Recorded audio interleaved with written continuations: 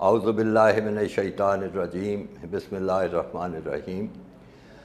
روبرو کے عنوان سے ہماری ویڈیو دیکھنے والوں کی خدمت میں سلام پیش کرتا ہوں۔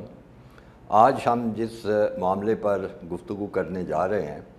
وہ ایک ایسا واقعہ ہے، بڑا اہم واقعہ ہے جو عالمی سیاست کا رخ بدل سکتا ہے اور ایک گیم چینجر بن سکتا ہے۔ لیکن شرط یہ ہے کہ ہمارا ملک اور دفتر خارجہ اس وقت پوری طرح متحرک ہوں اور اس سلسلے میں صحیح اقدامات اٹھائیں۔ اس معاملے کی تفصیل یوں ہے کہ آپ نے بھی یقیناً میڈیا میں دیکھا ہوگا، سنا ہوگا کہ کینیڈا کے ایک شہری اور اہم سکھ رہنما ہردیپ سنگھ نجر، یہ نام ہے ان کا، کو گزشتہ 18 جون کو، یعنی اسی سال کی 18 جون کو کینیڈا کے علاقے برٹش کولمبیا میں ایک سکھ گردوارے کے باہر گولی مار کر ہلاک کر دیا گیا۔ جس علاقے میں یہ واقعہ پیش آیا وہاں کافی تعداد میں سکھ آباد ہیں اور ان کی اکثریت اپنے لیے ایک آزاد وطن خالصتان کی حامی ہے۔ مقتول ہردیپ سنگھ نجر خالصتان تحریک کے پرزور حمایتی تھے اور اسی وجہ سے، ان کی سماج کی وجہ سے، جولائی 2020 میں بھارتی حکومت نے انہیں دہشت گرد قرار دیا تھا۔ لیکن جب ہردیپ سنگھ نجر کے قتل کی تحقیقات ہوئیں اور پتہ چلا کہ اس قتل میں بھارتی حکومت اور ان کی انٹیلیجنس ایجنسی یعنی را کا ہاتھ ہے، یہ بات کینیڈا کے وزیر اعظم جسٹن ٹروڈو نے اپنی پارلیمنٹ سے گزشتہ دنوں اپنے خصوصی خطاب میں بڑے وثوق سے کہی۔ انہوں نے یہ بھی کہا کہ مودی ہندوستان کو شمالی کوریا کی طرح ایک بدمعاش ریاست بنا، یعنی روگ سٹیٹ بنا رہا ہے۔ یہ ان کا پارلیمنٹ میں بیان تھا۔ ظاہر ہے ایک سنسنی خیز یہ بات تھی، اور بلکہ یہ بھی پتہ چلا کہ جسٹن ٹروڈو جب جو G20 کا ملن ہو رہا تھا ہندوستان میں، وہاں بھی انہوں نے یہ مسئلہ جو تھا ہندوستان کے وزیر اعظم اور حکومت کے ساتھ اٹھایا تھا، لیکن اس کی بات پر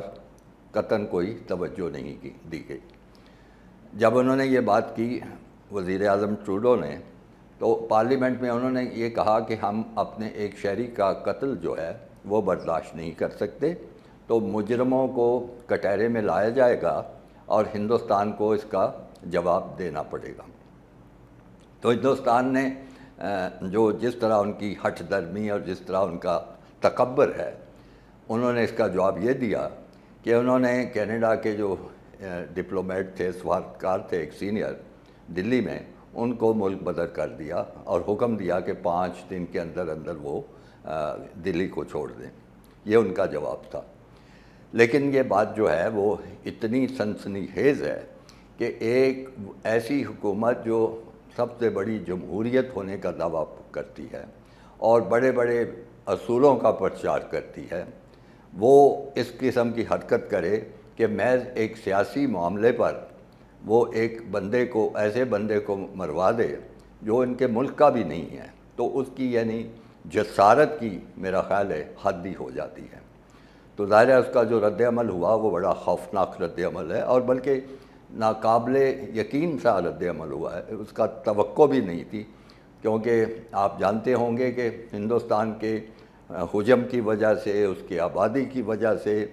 اس کے ساتھ تجارت کا شوق رکھتے ہیں بہت سارے لوگ، جس میں کینیڈا بھی شامل ہے، امریکہ بھی شامل ہے۔ بڑی بڑی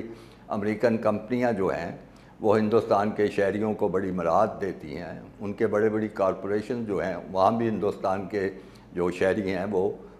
بڑے عہدوں پہ ہیں، اکثر ان کاروبار اور کارپوریشنوں کے سربراہ ہیں۔ لیکن اس کے باوجود یہ بڑی حیرت انگیز چیز ہے اور بڑی خوش آئند بھی ہے کہ امریکہ نے اس معاملے میں سخت رد عمل دیا ہے۔ انہوں نے کہا کہ ہم اپنے ساتھی ملک جو ہے، دوست ملک کینیڈا، اس کے ساتھ رابطے میں ہیں، اور یہ جو چیز ہوئی ہے، اور بلکہ یہ بھی خبروں میں آیا ہے کہ جو امریکہ کی انٹیلیجنس ایجنسیاں ہیں انہوں نے بھی اس سلسلے میں کینیڈا کو بڑی اہم معلومات فراہم کی ہیں، جس کی وجہ سے وہ اس نتیجے پہ پہنچے ہیں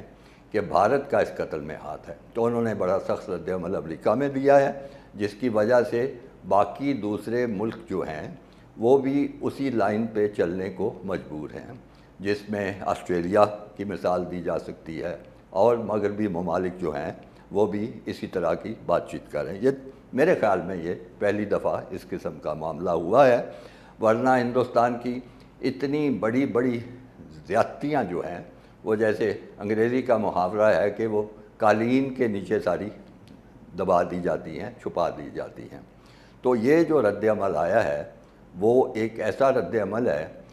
کہ اگر یہ ممالک اس چیز پہ قائم رہیں اور ہندوستان کی اصلیت جو ہے وہ ان کے سامنے آ جائے اور دنیا کے سامنے بھی آ جائے، تو پھر ہندوستان کسی کو منہ دکھانے کے قابل نہیں رہ سکتا۔ ایک رد عمل ہماری طرف سے بھی آیا ہے، ہمارے جو فارن سیکرٹری صاحب ہیں انہوں نے رد عمل دیا ہے، اور رد عمل پاکستان میں نہیں دیا، وہ چونکہ عبوری وزیر اعظم کے ساتھ اس وقت نیو یارک میں ہیں اقوام متحدہ کی جنرل اسمبلی کے اجلاس کے لیے، وہاں سے انہوں نے پریس کانفرنس کی ہے اور بڑی خوبصورت اور بڑی مناسب باتیں کی ہیں۔ انہوں نے کہا کہ یہ عجیب لگتا ہے کہ اس وقت دنیا بڑی حیران ہو رہی ہے کہ یہ کیا ہو گیا ہے، یعنی ہندوستان نے کیسے یہ کر دیا۔ انہوں نے کہا کہ یہ پاکستان اور ہمارے لیے، ہمارے ملک کے لیے بالکل حیران کن چیز نہیں ہے۔ اس لیے حیران کن چیز نہیں ہے کہ ہندوستان اس سے پہلے اس سے بھی بڑے بڑے جرائم کر چکا ہے۔ اور انہوں نے پھر مثال دی تھی وہ ہندوستان کے اس افسر، نیوی کے افسر کلبھوشن یادیو، جس کو پکڑا گیا تھا اور اس کے پاس سے دستاویزات بھی برآمد ہوئیں، اور اس نے تسلیم کیا اپنی جان بچانے کے لیے کہ وہ ہندوستان کے لیے کام کر رہا تھا، وہ پاکستان میں تخریب کاری کے لیے آیا تھا۔ اب آپ دیکھیے کہ ایک ذمہ دار ان کا افسر ہے، بحریہ کا افسر ہے، اور وہ اس کام پہ انہوں نے لگایا ہوا ہے۔ پھر انہوں نے حوالہ دیا جو ہندوستان اپنی اقلیتوں کے ساتھ سلوک کر رہا ہے، خاص طور پہ مسلمانوں کے ساتھ، کس بے دردی سے ان کے گھر گرائے جا رہے ہیں، کس بے دردی سے ان کو گھروں سے بے گھر کیا جا رہا ہے، کس طرح معمولی بہانے سے کبھی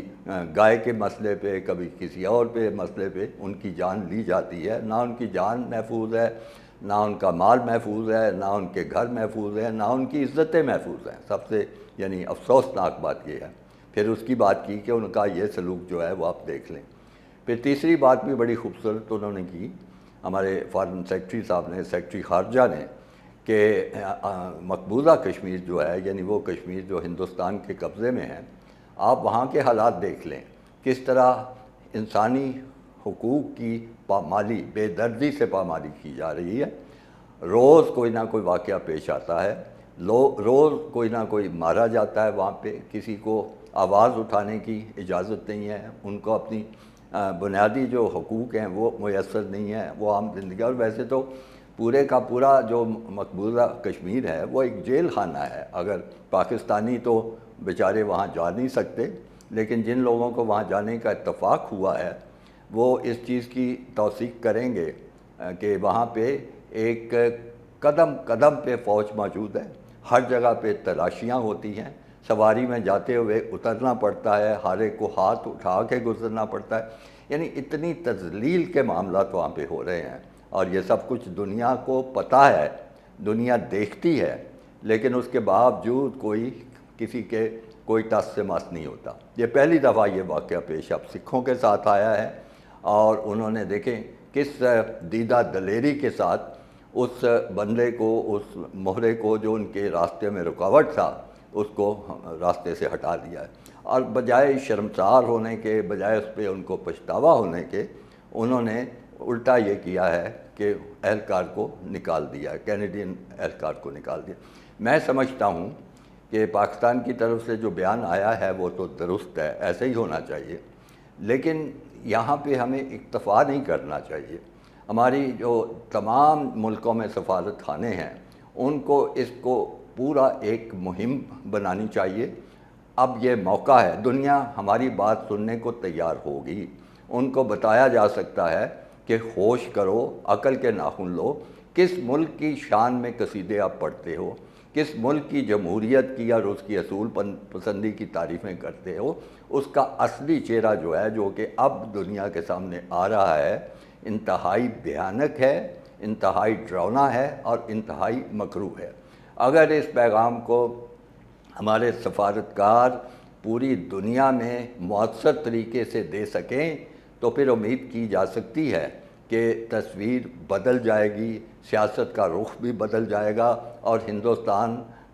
کا جو اصلی روپ ہے وہ دنیا کے سامنے آ جائے گا، اور شاید ممکن ہے کہ وہ اس طرح سے من مانیاں نہ کر سکے، اس طرح سے ظلم نہ کر سکے، اس طرح سے زیادتیاں نہ کر سکے جو کہ وہ پچھلے کوئی 60-70 سال سے کرتا آیا ہے، اور مغرب والے، مغربی دنیا